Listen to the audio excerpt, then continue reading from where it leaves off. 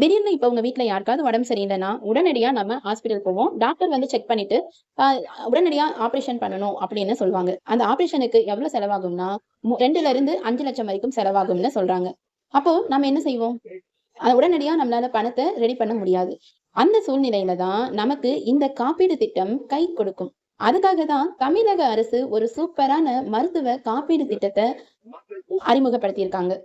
அந்த காப்பீடு திட்டத்தை பற்றி தான் நாம இந்த வீடியோவில் விரிவா பார்க்க போறோம்.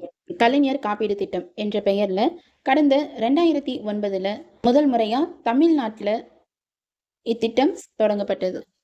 அதன் பிறகு முதலமைச்சருடைய விரிவான காப்பீடு திட்டம் என பெயர் மாற்றம் செய்யப்பட்டு தொடர்ந்து இது மத்திய அரசின் காப்பீடு திட்டத்துடன் இணைந்து வெற்றிகரமா செயல்படுத்தப்பட்டு வரக்கூடிய ஒரு திட்டமா இந்த மருத்துவ காப்பீடு திட்டம் இருக்கு. இந்த திட்டத்தில் நாம இணைவதன் மூலமா நமக்கு 5 லட்சம் வரைக்கும் மருத்துவ காப்பீடு பெற முடியும். சரி, இந்த மருத்துவ காப்பீடு திட்டத்தினுடைய பயன்கள் என்ன அப்படின்றத பார்க்கறதுக்கு முன்னாடி மருத்துவ காப்பீடின் அவசியம் குறித்து நம்மளுடைய சேனல்ல ஒரு வீடியோ அப்லோட் பண்ணியிருக்கோம். அதுக்கான லிங்க் டிஸ்கிரிப்ஷன்ல இருக்கு, செக் பண்ணி பாருங்க. தமிழ்நாட்டில் மருத்துவ காப்பீடு திட்டத்தில் பார்த்தீங்க அப்படின்னா 1.37 கோடி குடும்ப அட்டைகள் வந்து இணைச்சிருக்காங்க.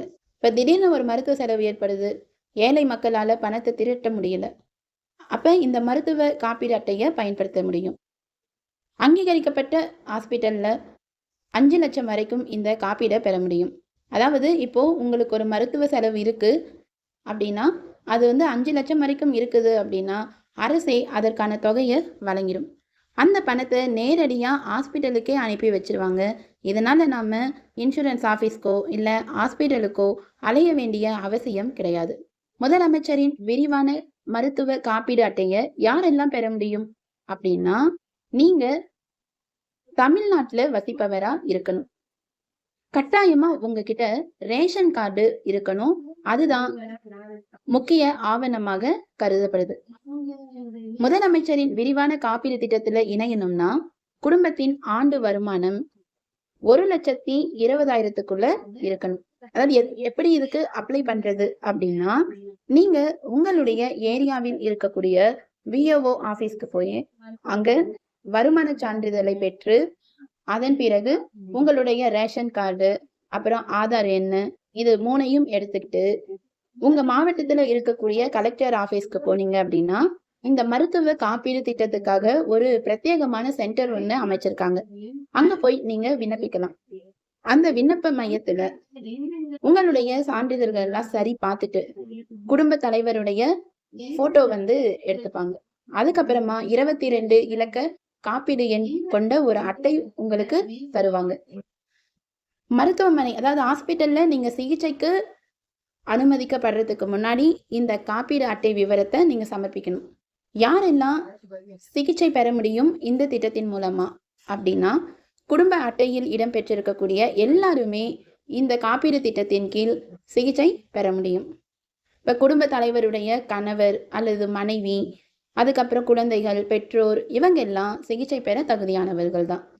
சரி, இந்த முதலமைச்சரின் விரிவான காப்பீடு திட்டத்துல இணைஞ்சிருக்கிறோம். இந்த காப்பீடு அட்டை பிரைவேட் ஹாஸ்பிட்டல்லையும் செல்லுபடியாகுமா ட்ரீட்மெண்ட் பண்ண அப்படின்னா நிச்சயமா செல்லுபடியாகும். தமிழ்நாட்டில் இருக்கக்கூடிய எந்தெந்த தனியார் ஹாஸ்பிட்டல்ஸ்ல எல்லாம் இந்த காப்பீடு அட்டை செல்லுபடியாகும். அதே போல என்னென்ன சிகிச்சைகளுக்கு எல்லாம் காப்பீடு பெற முடியும் இது எல்லா விவரங்களையும் நீங்க இந்த ஸ்கிரீன்ல தெரியக்கூடிய வெப்சைட்ல போய் விரிவா செக் பண்ணி பார்த்துக்கலாம். அதே போல மேலும் சந்தேகம் எதுவும் இருந்துச்சு அப்படின்னாக்க நீங்க இந்த ஸ்கிரீன்ல தெரியக்கூடிய டால் ஃப்ரீ நம்பருக்கு நீங்க கால் பண்ணி இலவசமா பேசலாம். அடுத்ததா நான் வந்து முதலமைச்சருடைய விரிவான காப்பீடு திட்டத்துக்கு அப்ளை பண்ணிட்டேன். அதனுடைய ஸ்டேட்டஸ நம்ம எப்படி தெரிஞ்சுக்கலாம் அப்படின்னா தமிழ்நாட்டுல இந்த திட்டத்தை ஆரம்பிக்கும் போதே பெரும்பாலானோருடைய ரேஷன் கார்டு இருக்குல்ல அது வந்து இந்த காப்பீடு திட்டத்துல இணைச்சிருந்தாங்க. ஒருவேளை உங்களுடைய ரேஷன் கார்டு ஏற்கனவே இந்த காப்பீடு திட்டத்துல இணைஞ்சிருக்கா இல்லையா அப்படின்றத நீங்க தெரிஞ்சுக்கணும்னா ஸ்கிரீன்ல தெரியக்கூடிய இந்த வெப்சைட்டை வந்து கிளிக் பண்ணி உங்களுடைய ரேஷன் கார்டு நம்பரை பதிவிட்டு காப்பீடு அட்டையில ஏற்கனவே இணைந்திருக்கா இல்லையா அப்படிங்கிறதையும் நீங்க வந்து தெரிஞ்சுக்க முடியும். அதே போல உங்களுடைய ஆதார் எண் இதை கூட இணைஞ்சிருக்கா, இல்ல என்னென்ன மருத்துவ சிகிச்சைகளுக்கு எவ்வளவு காப்பீடு வழங்கப்படுது, இப்பதான் நீங்க ஒருவேளை இந்த மருத்துவ காப்பீடு அட்டைக்கு விண்ணப்பிச்சிருக்கீங்க அப்படின்னா, அத ஏத்துக்கிட்டாங்களா? இல்லையா? அதேபோல உங்களுடைய மாவட்ட தொடர்பு அலுவலருடைய ஃபோன் நம்பர் இது எல்லாமே இந்த வெப்சைட் வழியா நீங்க தெரிஞ்சுக்க முடியும்.